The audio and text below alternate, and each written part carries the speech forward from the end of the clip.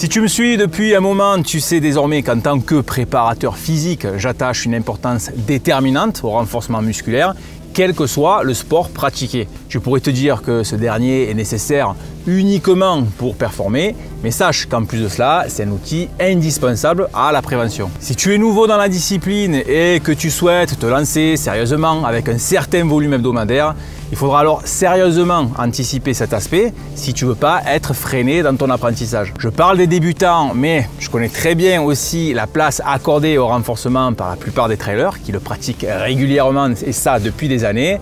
D'ailleurs, si vous m'écoutez, je suis sûr que vous êtes en train de sourire derrière votre écran. Comment savoir si tu en as réellement besoin? Quels sont ces besoins? Comment les évaluer? C'est ce que nous allons aborder aujourd'hui. Salut, c'est Damien de Passion Trail et bienvenue dans cette nouvelle vidéo où on va voir ensemble aujourd'hui une petite batterie de tests pour savoir où tu en es au niveau renforcement musculaire. C'est parti!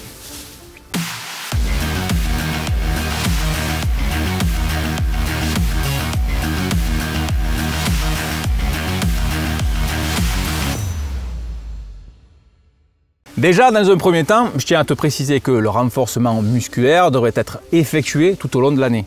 Évidemment, il sera pratiqué à des charges plus ou moins importantes en fonction de ton calendrier et les moyens employés seront eux aussi assez variés. Car oui, quand je parle de renforcement toute l'année, cela ne veut pas dire qu'il faille l'exécuter en salle de sport ou avec des haltères à portée de main. Habituellement, il est recommandé dans notre sport de favoriser les exercices de renfort durant la période off. En l'occurrence, il s'agit souvent ici des périodes hivernales. L'organisation et les charges se doivent d'être progressives comme pour un entraînement de trail. Dans un contexte idéal, la période s'organiserait de la sorte. Première phase, en endurance de force, où l'on va pratiquer des exercices de base avec des charges de plus en plus lourdes au fil des séances.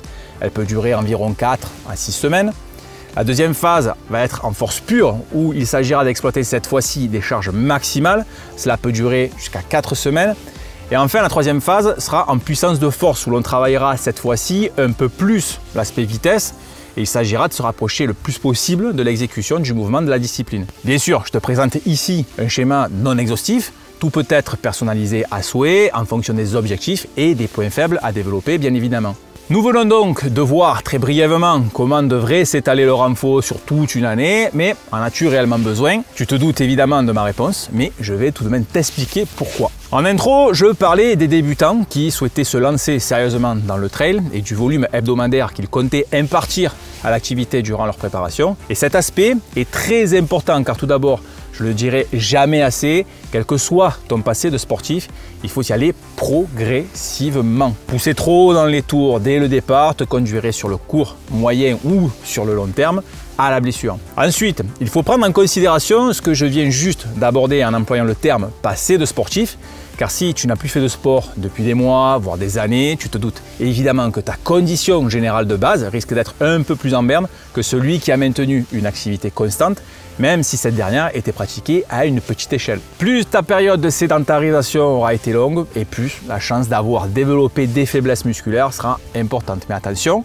ça ne veut pas dire que les pratiquants réguliers à plus ou moins gros volume hebdomadaire seront exemptés d'une éventuelle carence. Eux aussi ne seront pas à l'abri d'en avoir développé certaines. À partir d'un certain volume, il faudra prendre en considération le fait d'inclure systématiquement un peu de renforcement afin de se préserver et d'optimiser sa préparation. Même si je pense qu'elle est indispensable à tout individu sportif ou non, vivant dans notre société de plus en plus sédentarisée malheureusement. Bref, à partir de 5 heures d'entraînement hebdomadaire en course à pied, je pense qu'il va être plutôt judicieux d'attribuer un minimum de temps au renforcement pour toutes les raisons que je viens juste d'évoquer. Lorsque l'on parle renforcement, on parle aussi prévention et à juste titre. Nous sommes tous différents, ça c'est pas un scoop, et ces différences peuvent se manifester subjectivement au niveau métabolique par exemple, mais aussi visuellement avec des problèmes posturaux que l'on peut facilement analyser et corriger grâce à des méthodes simples. Ces problèmes posturaux sont souvent dus à des déficiences musculaires qui peuvent être superficielles ou profondes. Mais quoi qu'il en soit, il est important de savoir qu'un muscle déficient et peu endurant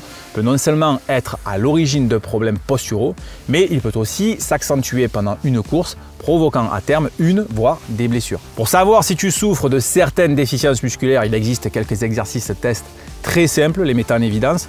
Durant ces tests, tu peux éventuellement te filmer avec ton smartphone ou un autre appareil quelconque pour avoir une meilleure analyse a posteriori. On démarre tout d'abord avec le squat. J'ai abordé cet exercice classique tellement de fois sur Passion Trail que je suis sûr que tu connais au moins les consignes de base. C'est un mouvement qui paraît simple au demeurant, mais il est en fait très technique. De nombreuses chaînes musculaires interviennent, mais pas que. C'est un mouvement polyarticulaire qui nécessite un bon placement, mais aussi une très bonne mobilité. Le test est très simple, il suffit d'effectuer un squat dos bien droit, pied généralement à la largeur des épaules, ou légèrement supérieur avec une légère ouverture de hanche, c'est-à-dire les pointes de pied légèrement vers l'extérieur. On effectue une flexion des jambes tout en gardant la position la plus neutre possible. Passons maintenant aux observations. Si pour maintenir ta position, tu dois décoller les talons du sol, alors tu manques clairement de mobilité au niveau de la cheville et il faudra à terme résoudre ce problème car il peut être à l'origine de certaines pathologies comme on a pu le voir dans la vidéo avec Hugo sur les tendinites du tendon d'Achille. Si en plus du décollement des talons, tu observes un seul ou tes deux genoux rentrés vers l'intérieur, alors glisse des cales sous les pieds afin de les surélever, puis réitère un mouvement de squat. Si le problème est résolu, alors tu dois absolument corriger cette mobilité au niveau de la cheville, ce manque de mobilité.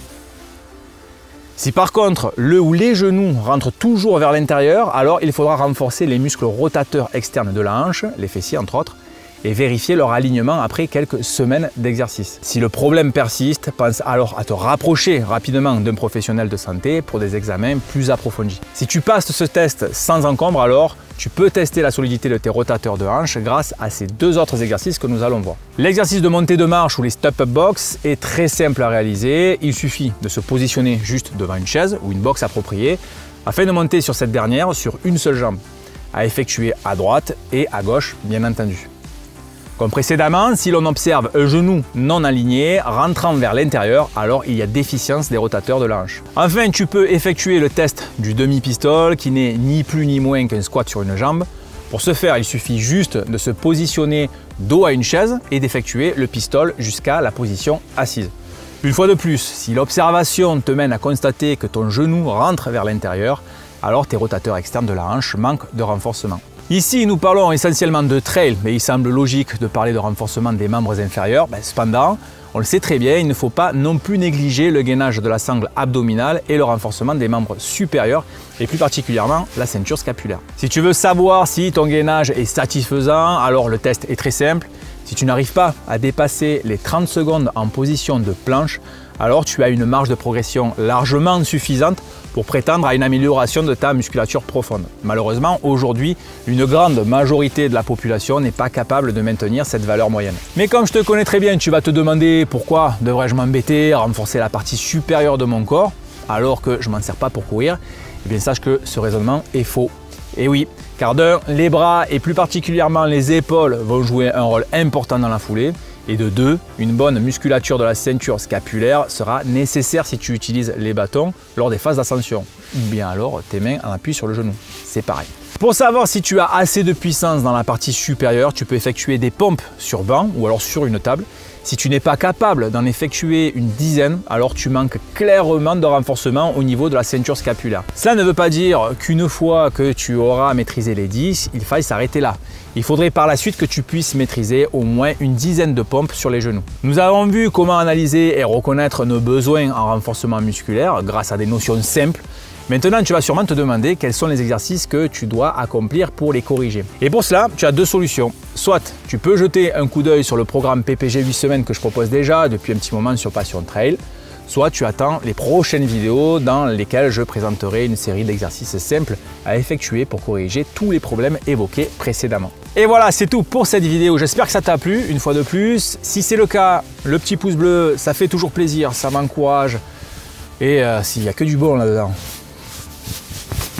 Si tu ne me suis pas encore sur les réseaux sociaux, Facebook, Instagram, je t'invite à le faire. Tu peux aussi t'abonner à la chaîne YouTube si ce n'est pas déjà fait, pour être tenu informé des prochains posts vidéo. Si tu as une question sur le sujet que l'on vient d'aborder aujourd'hui, surtout n'hésite pas à les poser dans les commentaires ci-dessous. Je me ferai un plaisir d'y répondre. Quant à nous, on se dit à bientôt pour de prochaines vidéos. Et d'ici là, n'oublie pas, ne reste pas en bas, prends la hauteur. Salut!